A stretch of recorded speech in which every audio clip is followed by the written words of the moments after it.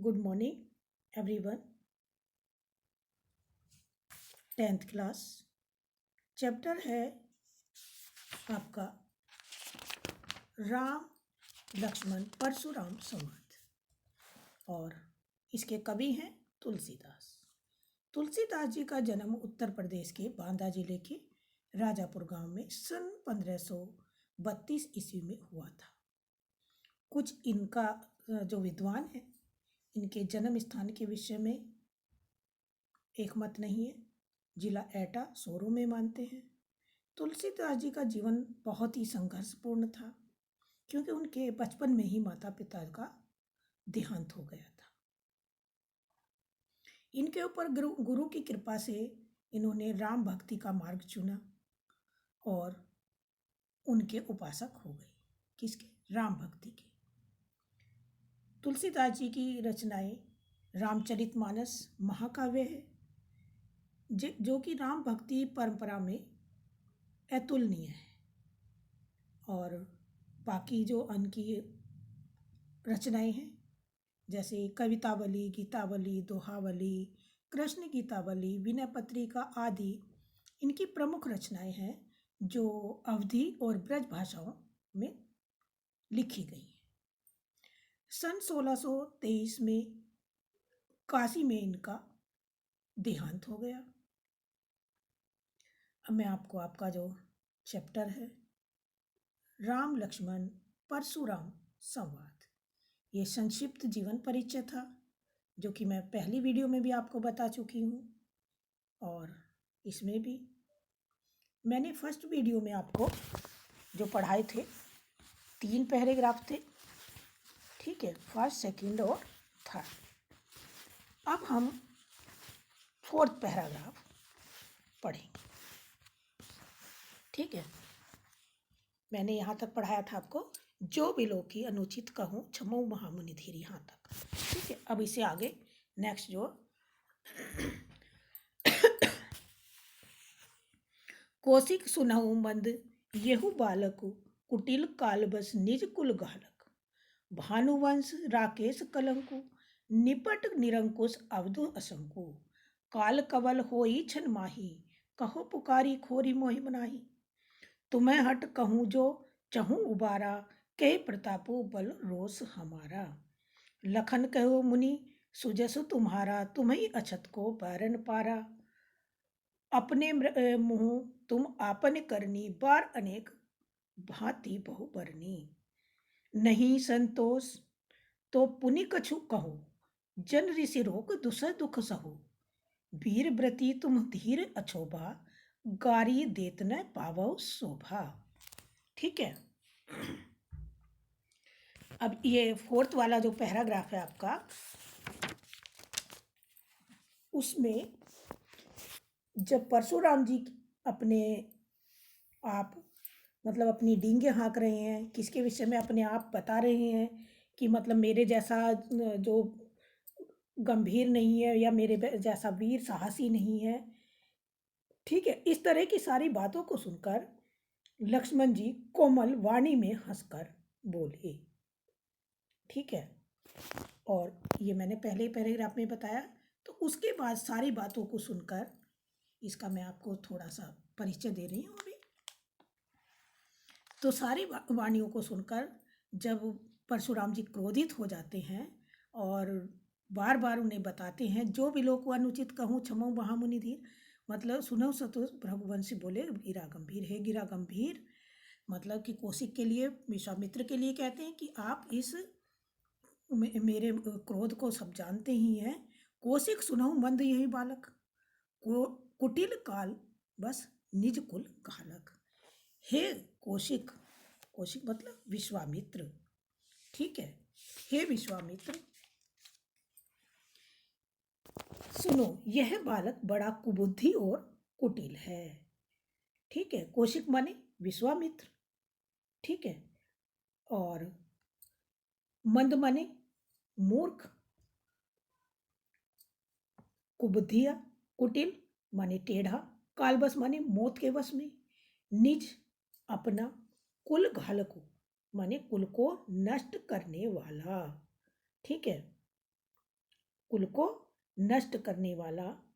अबधु माने मूर्ख, असंकु माने निडर, कबलू माने ग्रास, शिकार बनाना, निवाला बनाना। ठीक है। छनमाही माने छन में ही, खोरी माने दोष, हट कहूं रोक, जो माने अगर, और उबारा माने उबरना, उद्धार करना। प्रताप माने बल या शक्ति, और बल माने शक्ति, रोष माने क्रोध। सुजेसु माने सुयश, सम्मान। अछत माने छोड़कर। वर्णे पारा वर्णन कर पाएगा। ठीक है। दुसव असहनीय। वीर व्रती, वीरता के मार्ग पर चलने वाला, जिसने वीरता का व्रत लिया हो। अछोभा अक्रोधी, गारी मतलब गाली देना। शोभा शोभा, शूरवीर, शूर माने शूरवीर। जानवी माने परिचित करना, कराना। आपव माने स्वयं, विद्यमान माने सामने। ठीक है। अब मैं इसका आपको अर्थ बताऊंगी।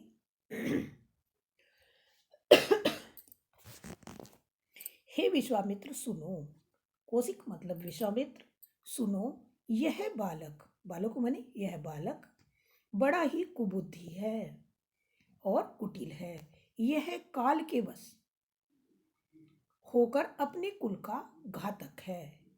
ठीक है। यह काल के वश होकर अपने कुल का घातक है। यह सूर्य वंश में भानु, भानु माने सूर्य। ठीक है। भानु माने सूर्य, राकेश माने चंद्रमा, अर्थात कि ये सूर्य वंश में राकेश मतलब सूर्य उसके चंद्रमा के ऊपर कलंक के समान है। जैसे कि सूर्यवंशियों को सभी मतलब एक अच्छे कुल से नाता समझा जाता है, लेकिन यह सूर्य रूपी चंद्रमा का कलंक है, अर्थात कि सूर्यवंश में एक कलंक के समान है।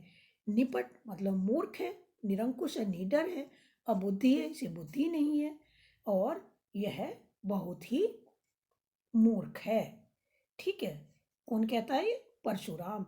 कि हे विश्वामित्र सुनो, यह बालक जो है अपने कुल का घातक है। काल बस इसको आप यह समझिए कि यह अपने सूर्यवंश में कलंक के समान है। जिस प्रकार चंद्रमा में एक धब्बा होता है, निशान होता है, ठीक उसी प्रकार से यह सूर्यवंश में कलंक के समान है। यह बहुत ही निडर है, निरंकुश है, अबुद्धि है और मूर्ख है। काल कवलु होई छन माही, कहो पुकार खोरी मोहि नाही। फिर तुलसीदास जी कहते हैं इसमें कि इस तरह के वचनों को कौन बता रहा है उन्हें? परशुराम। किसके विषय में? लक्ष्मण जी के विषय में कहते हैं कि यह बालक बहुत ही मूर्ख है, निरंकुश है, अबुद्धि नहीं, इसे बुद्धि नहीं है और मूर्ख है और अपने कुल का घातक है। अभी क्षण भर में मैं इसे काल का ग्रास बना लूंगा, मतलब कि यह मुझे इसे काल का ग्रास बनाने में क्षण भर ही लगेगा। माही मतलब मैं इसे क्षण भर में काल का ग्रास बना दूंगा। कहो पुकार खोई मोही, फिर मैं पुकार पुकार कर यह कह देता हूँ कि आप जो सब यहाँ एकत्रित राजा हैं, वे फिर मुझे दोष मत देना, कि मुझे ये दोष मत देना यदि मैं इसे काल का ग्रास बना लूं, क्योंकि यह बालक मतलब उनके लिए बहुत कटु वचन बोल रहे थे लक्ष्मण जी। परशुराम उन पर आघात करते हुए इस सारे शब्दों को कहते हैं। तुमऊ हट कहूँ जो चहूँ उबारा, कही प्रताप बल रोष हमारा, लखन कही मुनि सुजस तुम्हारा, तुम्हें अछत को परने पारा। फिर वे आगे कहते हैं कि यदि तुम इसे बचाना चाहते हो, हे कौशिक, हे विश्वामित्र, यदि तुम इसे बचाना चाहते हो तो हमारा प्रताप, कही प्रताप बल रोष हमारा, मतलब कि हमारा प्रताप इस बालक को बता दो। कौन कह रहा है? परशुराम। ठीक है। परशुराम कहते हैं कि मेरा प्रताप, बल और क्रोध बताकर इसे ऐसे शब्दों को बोलने से रोक लो कि जो मेरे लिए यह अपशब्द बोलता है। फिर ये सारे शब्दों को सुनकर फिर लक्ष्मण जी कहते हैं, लखन कहु मुनि सुजस तुम्हारा, तुम्हें अछत को बरने पारा। फिर लक्ष्मण जी कहते हैं कि हे मुनि, आपका सुयस, ठीक है, आपका सुयस आपके रहते हुए और दूसरा कौन वर्णन कर सकता है तुम्हारी अछत को बरने पर। अर्थात कि तुम्हारे रहते हुए और कौन तुम्हारे सुयस का वर्णन भला कर सकता है। अपने मुंह तुम आपनी करनी, बार अनेक भांतो भांति बहुबरनी। अर्थात कि तुम अपने सुयस को तो कितनी बार अपने मुंह से बखान कर चुके हो, मतलब कि अपनी वीरता का और अपने क्रोध का तुम कितनी ही बार वर्णन कर चुके हो। बरेक अनेक भांति, मतलब अगर अभी भी आपको संतोष नहीं हुआ है अपनी वीरता का बखान करने में, तो फिर इतने पर भी और भी कुछ कह डालिए अपने विषय में। क्रोध रोककर अपने दुख को सहन मत कीजिए। मतलब अगर आपको इतने पर भी नहीं संतोष, अगर इतने पर भी संतोष नहीं हुआ है, तो आप अपने क्रोध को रोक कर दुख, दूसरे मतलब और ज्यादा या और अधिक दुख सहन मत करो। वीर प्रति तुम धीरे अछोभा, गारी देत न पावो शोभा। फिर इसमें लक्ष्मण जी कहते हैं कि आप गाली देते हुए शोभा नहीं पाते। शत्रु को, जो सूरवीर होते हैं, जो तो वे युद्ध में सूरवीरता का कार्य करते हैं।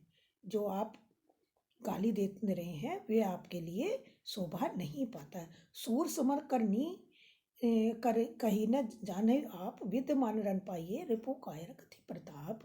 फिर कहते हैं लक्ष्मण कि जो वीर पुरुष होते हैं, ठीक है, जो शूरवीर हैं, वे शूरवीरता का कार्य करते हैं, बल्कि बार बार कहकर अपने को बखान नहीं करते। अर्थात कि अपने मुंह से अपनी प्रशंसा वे नहीं करते। शत्रु को तो सिर्फ युद्ध में उपस्थित पाकर कायर ही व्यर्थ में अपने प्रताप की डींगे हाँका करते हैं। अर्थात कि जो सूरवीर हैं वे युद्ध में ही पहचाने जाते हैं, और ये जो शत्रु को जो है सिर्फ उपस्थित पाकर कायर ही व्यर्थ में अपने वीरता की डींगे या अपने प्रताप की डींगे हाँका करते हैं, या अपने विषय में अपनी प्रशंसा किया करते हैं। जो वीर पुरुष होते हैं वे अपनी प्रशंसा अपने मुंह नहीं करते। फिर आपका 5th पैराग्राफ है, तुम तो काल हाँक जनु लावा, बार बार मोहि लागे बुलावा। सुनत सुनत लखन के वचन कठोरा, परसु सुधार धरऊ घर कर कोहरा। अब जनि दे दोष मोह लोगु, कटुबादी बालक बद जोगु। बाल बिलोक बहुत में वाचा, अब ये मर निहार भाट साचा। कौशिक कहा क्षमऊ अपराधो, बाल दोष गुण गनही न साधो। खर कुठार में अकुरन को ही, आगे अपराधी गुरु द्रोही। उतर देत छोड़ो बिनु मारे, केवल कौशिक सील तुम्हारे। न तो यही काट कुठार कठोरे, गुरई उरने होते श्रम थोरे। फिर ये चैप्टर बहुत ही इंपॉर्टेंट है बेटा, ध्यान से सुने, ठीक है। अवधी भाषा में लिखा गया है, ठीक है। तुम तो काल हाँक जनु लावा। फिर इसमें लक्ष्मण जी उनका उपहास उड़ाते हुए फिर लक्ष्मण परशुराम से कहते हैं, मतलब कि फिर उनके ऊपर एक व्यंग कसते हुए फिर कहते हैं। पहले शब्दों के अर्थ सुनेंगे, ठीक है। काल माने मृत्यु, जनु माने मानो, ठीक है। हाँक लावा माने जबरदस्ती ले आना, मोही लागी मेरे लिए, सुधारी संवार कर तैयार करके, धरे रख लिया, कर माने हाथ, घोरा माने भयंकर, देई माने देना, कटुवादी माने कड़वे वचन, वध जोगु वध करने के योग्य, बाचा माने बचा, मर निहार मरने के योग्य, साचा सचमुच, क्षमई माने क्षमा कर दो, गनई माने गिनते, खर माने प्रखर, अकरुण माने करुणाहीन, दयाहीन कठोर, कोही माने क्रोधी, गुरुद्रोही माने गुरु का अपमान करने वाला, और शील माने व्यवहार। और इसमें जो शब्दों के अर्थ ध्यान से सुने, ये सोच लेना बेटा, ठीक है। गाधी सुनू, ये बहुत ही मैंने आपसे टेस्ट में भी लिया है, जब भी नहीं बता पाए हैं आप। गाधी सुनू, गाधी के पुत्र अर्थात विश्वामित्र। गाधी सुनू, ठीक है, ये इंपॉर्टेंट अर्थ है। गाधी सुनू, गाधी के पुत्र अर्थात विश्वामित्र, जो विश्वामित्र है उनके पिता का नाम जो है गाधी है। सुनु माने पुत्र होता है और गाधी माने उनके पिता का नाम है, तो गाधी सुनु अर्थात गाधी के पुत्र विश्वामित्र, ठीक है। गाधी सुनु का अर्थ है विश्वामित्र। गाधी विश्वामित्र के पिता का नाम है और सुनु माने बेटा। कई बार बताया मैंने, मैं लोहे का बना हुआ, उख में गन्ने से बना हुआ, अजह माने अब भी, बूझ माने समझता, अब बूझ माने अज्ञानी। अब इसके आप अर्थ सुनेंगे, ध्यान से सुनेंगे, ठीक है। लक्ष्मण जी उनका उपहास उड़ाते हुए कहने लगे या उन पर व्यंग कसते हुए बोले कि परशुराम पर से बोले कि आप तो मानो मृत्यु को हाँक लगाकर मेरे लिए बुला रहे हो। तुम ही तो काल हाँक जनुलावा, अर्थात कि बार बार काल को मेरे लिए जैसे कि आप आवाज लगाकर बुला रहे हो। लक्ष्मण के ये वह कठोर व्यंग सुनकर, मतलब जब बार बार परशुराम उन्हें धमकी देते हैं, अपनी कुठार के दिखाते हैं, कुल्हाड़ी दिखाते हैं, तो लक्ष्मण जी उसी का ही उपवास करते हुए कहते हैं कि आप तो हमारे लिए बार बार जैसे कि हाँक लगाकर आवाज लगाकर बुला रहे हो। लक्ष्मण के ये अत्यंत कठोर वचन सुनते ही परशुराम ने अपने भयंकर फरसे को सीधा करके सुधारा। सुनत लखन के वचन कठोरा, अर्थात कि लक्ष्मण जी के कठोर वचनों को सुनकर परशुराम जी ने अपने फिर से किसी फरसे को सुधार कर सीधा करके वे बोले, अब लोग इस बालक के वध के लिए मुझे दोष मत देना। अब जन देई दोष मोहि लोगो, कटुबादी बालक बद जोगो, अर्थात कि फिर मुझे कोई भी लोग, जितना भी यहाँ राजा समाज के राजा बैठे हैं, वे मुझे इस बच्चे को यदि मैं मार डालूं तो मुझे को दोष मत देना, क्योंकि यह बालक जो है बहुत ही कटु वचन बोलने वाला और बद योगी है। बद जोगु है मतलब कि कुछ भी मुंह से निकाल देता है, अब शब्द बोलने वाला है, ठीक है। बाल बिलो की बहुत मैं बाँचा, अब यह मर निहार भय साचा। कौशिक कहा क्षमो अपराधो, बाल दोष गुण गुण ही न साधो। बाल बिलो की माने देखकर, बाल माने बालक।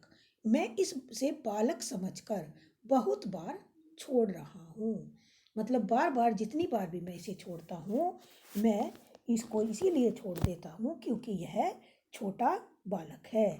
लेकिन यह मेरे हाथ में जो कुल्हाड़ी है, मेरे सामने मेरे गुरु का अपमान करने वाला अपराधी खड़ा है, ठीक है। ये कौन कह रहा है? परशुराम जी, ठीक है। ये परशुराम जी कह रहे हैं कि ये जो बालक है मेरे गुरु का अपमान करने वाला है, जो मेरे सामने खड़ा हुआ है, और ये बार बार जो जवाब दे रहा है, इतना होने पर भी मैं अगर इसे बिना मारे छोड़ दूं तो केवल यह, मतलब अगर मैं इतनी बार इसे छोड़ रहा हूं तो कौशिक का क्षमा अपराधो, कि मैं ये तुम्हारे ऊपर ही छोड़ रहा हूं। किससे कह रहे हैं? विश्वामित्र से, ठीक है। कौशिक माने विश्वामित्र, फिर से एक बार सुन लो, कौशिक माने विश्वामित्र, ठीक है। केवल तुम्हारे प्रेम और सद्भाव के कारण, नहीं तो मैं अब तक इसको कब तक से अपनी जो कुल्हाड़ी है, खर कुठार में अकुरन कोई, अर्थात कि मैं अपनी कुल्हाड़ी से इसके टुकड़े टुकड़े कर डालता, या इसको काटने में, मुझे मारने, खर कुठार में अकुरन को ही अपराधी गुरुद्रोही, मतलब यह मेरे गुरु का द्रोही है। उत्तर दे छोड़ो बिन मारे, जैसे ये मुझे उत्तर दे रहा है, सिर्फ मैं तुम्हारे शील के कारण ही हे कौशिक, हे विश्वामित्र छोड़ रहा हूँ, नहीं तो मैं इसे अपने कुठार से अब लो सैकड़ों टुकड़े इसके कर डालता। गुरु ऋण होत श्रप थोरे, और मैं अपने गुरु के ऋण से भी मुक्त, मतलब थोड़ा परिश्रम करने के बाद ही मैं इसे मार डालता तो मैं अपने गुरु के श्रम से मुक्त हो जाता। अर्थात कि गुरु ने जिसने मुझे शिक्षा दी है कि जब मैं ये ऐसा वीरता भरा काम करूँगा तो मैं उनके ऋण से मुक्त हो जाऊँगा, अर्थात कि मैं अपने गुरु के ऋण से भी मुक्त हो जाऊँगा। फिर विश्वामित्र ने मन में हंसकर कहा, ठीक है, गाधी सुनु हृदय सची, मुनि हरि हरे सूझ, मैं खंड उकमय अजऊ न बूझ बूझ। फिर गाधी सुनो, विश्वामित्र, गाधी के पुत्र विश्वामित्र यह सुनकर हृदय ही हृदय में मुस्कुराए और सोचने लगे कि हे मुनि, क्या तुम्हें हरा ही हरा सूझ रहा है? ऐ मैं खांड उक में अजऊ न बूझो बूझ, अर्थात कि तुम्हें, तुम क्या यह नहीं जानते? क्या तुम इसे सिर्फ में मतलब यह लोहे का बना हुआ, अर्थात उख में गन्ने से बना हुआ नहीं है। मतलब राम और लक्ष्मण जो हैं, क्या इनके विषय में तुम इन्हें कोई एक आम व्यक्ति समझ रहे हो? क्या तुम ये नहीं जानते कि ये दोनों वीर पुरुष हैं? तो ये क्या तुम इन्हें गन्ने से बना हुआ, जिस प्रकार गन्ना बड़े आराम से टूट जाता है, वह समझ रहे हो? ऐसा नहीं है, बल्कि ये एम खंड अर्थात कि लोहे की से बना हुआ एक संपूर्ण वीरतापूर्ण भरा हुआ एक आम व्यक्ति नहीं है जिसे तुम इतनी आसानी से तोड़ सकते हो। कहूँ लखन मुनि सील तुम्हारा, को नहीं जाने विदित संसारा, माता पिता और नहीं भाई नीके, गुर रेणु कहा रहा सोच बड़े चीके। फिर इसमें फिर लक्ष्मण जी हंसकर उनका उपहास उड़ाते हुए और उन कहते हैं कि हे गुरु, हे लखन, कहे लखन मुनि सील तुम्हारा, कि हे मुनि, हे मुनि विष्णु ये परशुराम, भला आपके सील के विषय में कौन नहीं जान सकता? कौन नहीं जान विदित संसारा, सारा संसार जानता है कि तुम कितने सीलवान हो, कितने गुणवान हो। क्योंकि माता पिता के उर ऋण भी नहीं के, क्योंकि अपने माता पिता के ऋण से तो आप पहले ही मुक्त हो चुके हो, क्योंकि इन्होंने अपने माता पिता का भी वध कर दिया था। ठीक है, तो इसलिए वे कहते हैं कि तुम तो अपने माता पिता के ऋण से तो पहले ही मुक्त हो चुके हो। गुरु ऋण सोच बड़े जी के, फिर अब गुरु का ऋण उतारने के लिए इतना सोच विचार क्यों कर रहे हो? अगर तुम्हारे मन में इच्छा है कि मुझे अपने ऋण, गुरु के ऋण से मुक्त होना है, तो ये मत सोचो, बल्कि बिना सोचे विचारे ये भी काम आप निपटा ही दो। सन जो हमरे माथे काढ़ा, दिन चले गए ब्याज बढ़ ब्याजा। फिर इसमें कहते हैं व्यापारी माने हिसाब किताब करना, बढ़ा माने बढ़ गया है। ठीक है, अब उसमें वे कहते हैं कि हमें मारकर भी तुम इस ऋण से मुक्त हो जाओ, क्योंकि नहीं तो इसका दिन रात जो ऋण तुम्हारे ऊपर जो चढ़ रहा है वह ना चढ़े, वह शायद आप हमारे माथे मढ़ना चाहते हैं, तो मुझे मारकर आप शायद इस गुरु ऋण से मुक्त हो जाएं। ठीक भी है, दिन भी बहुत हो गए हैं और अब तक तो जो तुम पर गुरु का ऋण जो है वो ब्याज दर ब्याज बढ़ रहा होगा। मतलब गुरु से शिक्षा पाए बहुत दिन हो गए हैं, इसलिए उनका ब्याज तुम्हारे ऊपर चढ़ रहा होगा। तो इसे मुझे मारकर इससे भी मुक्ति पा जाओ। ठीक है कि अब तुम ये सुन लीजिए कि अपना सब हिसाब किताब करने वाले को बुला लीजिए और अपनी थैली खोलकर तुरंत सारी धनराशि उसे चुका दीजिए। किसको? अपने जो गुरु का तुम्हारे का ब्याज पे ब्याज बढ़ा है कि उसे तुम नहीं दे पाए हो, तो हमें मारकर वह भी आप सीधा कर लो और थैली खोलकर अपने ब्याज वाले को बुलाकर इस ऋण से भी मुक्त हो जाओ। सुनी कटु वचन कुठार सुधारा, हाय हाय सब सभा पुकारा। इतने कठोर वचनों को सुनकर परशुराम ने फिर अपने कुठार को सुधारा, अर्थात कुल्हाड़ी को सुधारा।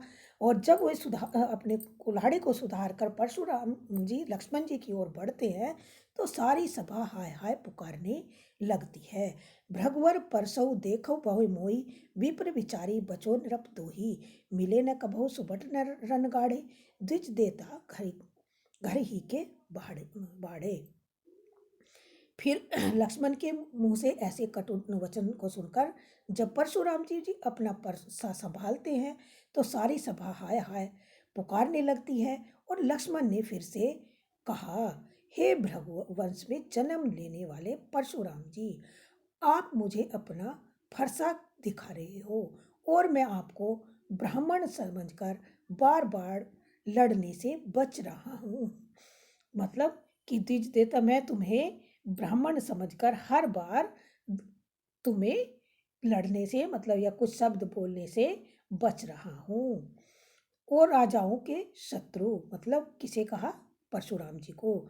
और राजाओं के शत्रु, लगता है आपको युद्ध भूमि में कभी पराक्रमी वीरों से पाला ही नहीं पड़ा है। किसने कहा? ये लक्ष्मण जी ने। मिले न कबहु सुबट रण भाड़े, मतलब कि तुम्हें रण मतलब युद्ध में कभी कोई वीर पुरुष नहीं मिला है, क्योंकि तुम इसीलिए अपने घर में ही वीर बन रहे हो।